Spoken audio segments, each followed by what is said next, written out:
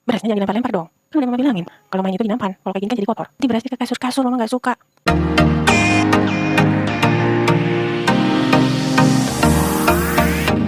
Di video kali ini saya ingin membahas tentang cara menenangkan diri dari marah dalam waktu 3 menit.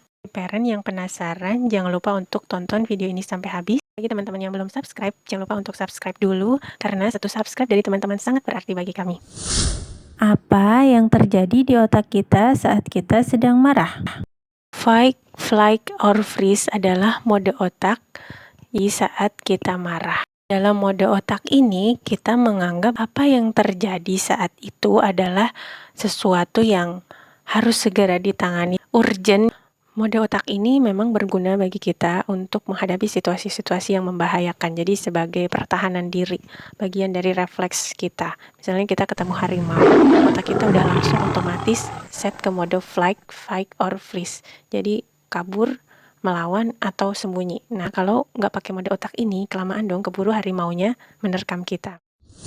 Apakah dalam parenting banyak kejadian yang memerlukan mode otak fight, flight, or freeze ini? Dalam kita mengasuh anak-anak, sering kita alami itu bukanlah situasi yang benar-benar membahayakan gitu. Ada mungkin kejadian-kejadian yang membahayakan tapi tidak banyak. Nah, akan tetapi otak kita salah menerjemahkan gitu ya. Hal yang sebenarnya kalau dilihat lagi itu hal yang wajar, yang biasa-biasa, tapi otak kita hanya menganggap bahwa itu adalah hal yang harus segera ditangani, hal yang urgent.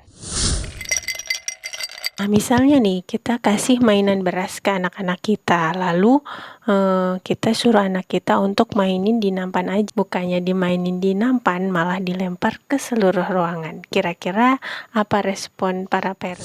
Jika parent menganggap anak ini nggak sesuai aturan, perilaku ini harus dihentikan sekarang juga, maka sudah pasti respon parent akan seperti ini. Jangan dilempar-lempar dong. Kan udah mama bilangin, kalau main itu di nampan. Kalau kayak gini kan jadi kotor. Nanti berasnya ke kasur-kasur, mama nggak suka. Ya udah deh, kalau emang mainnya kayak gini, besok nggak usah mainin beras lagi. Tapi jika parent berpikir, oke, sebentar, aku memang marah, tapi ini nggak bahaya, nggak harus aku atasi sekarang juga, maka respon yang keluar adalah, Tadi mama udah kasih tahu kan, berasnya dimaininnya di mana ya? Ya, terus kotor deh ruangannya. Kalau kayak gini besok main apa dong kita? Kita rapiin sama-sama yuk. Abang mau ambil sapu atau pengki? Oh, Dedek mau ngambil pengki, abang ambil sapu ya. Kita sapu sama-sama ya. Nah, gimana sih caranya biar bisa berespon seperti itu, berespon dengan tenang dan fokus pada solusi?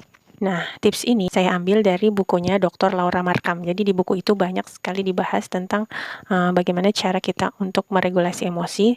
Di sini saya mengambil beberapa yang memang cukup penting gitu. menit pertama.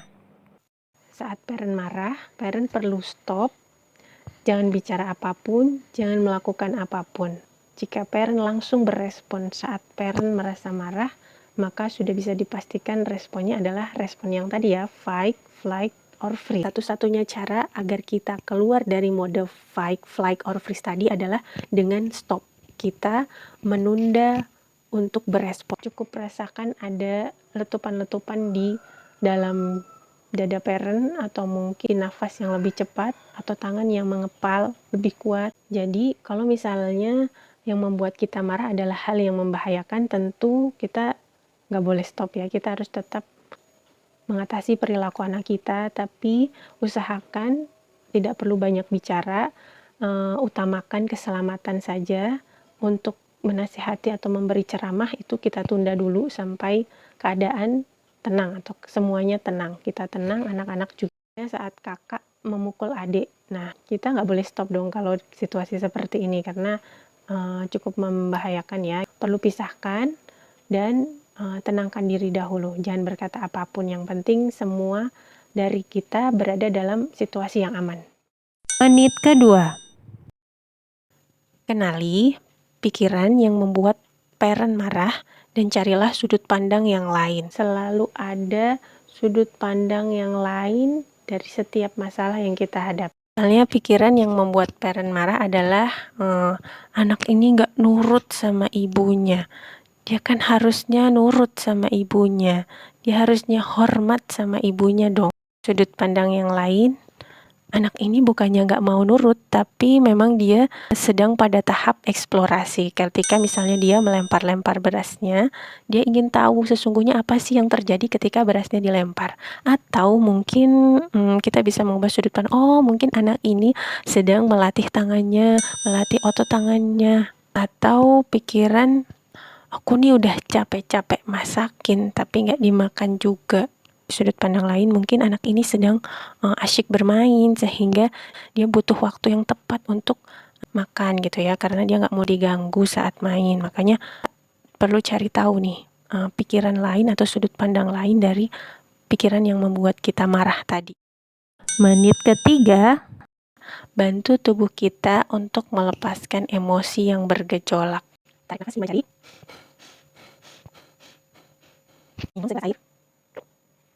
Atau grounding dengan duduk, dengan merebahkan badan, dengan berwudu. Untuk strategi bagaimana cara melepaskan sensasi marah yang ada di tubuh kita, ini bisa berbeda dari tiap orang ke orang.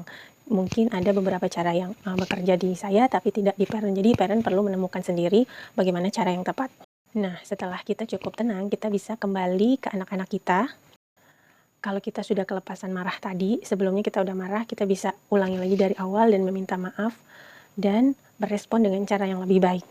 Ada waktu di mana parent berhasil melakukan regulasi emosi, tapi ada juga waktu di mana parent kelepasan marah, dan itu tidak apa-apa, itu sangat wajar. Ketika kita kelepasan, maka kita perlu untuk meminta maaf kepada anak kita dan mengulangi lagi dengan respon yang lebih baik. Bagi parents yang punya pengalaman bagaimana parents mengelola emosi marah, parent bisa share di kolom komentar ya. Dan jangan lupa untuk like video ini dan share juga video ini jika video ini bisa bermanfaat untuk orang-orang yang membutuhkan. Bagi teman-teman yang belum subscribe, jangan lupa untuk subscribe dulu, karena satu subscribe dari teman-teman sangat berarti bagi kami.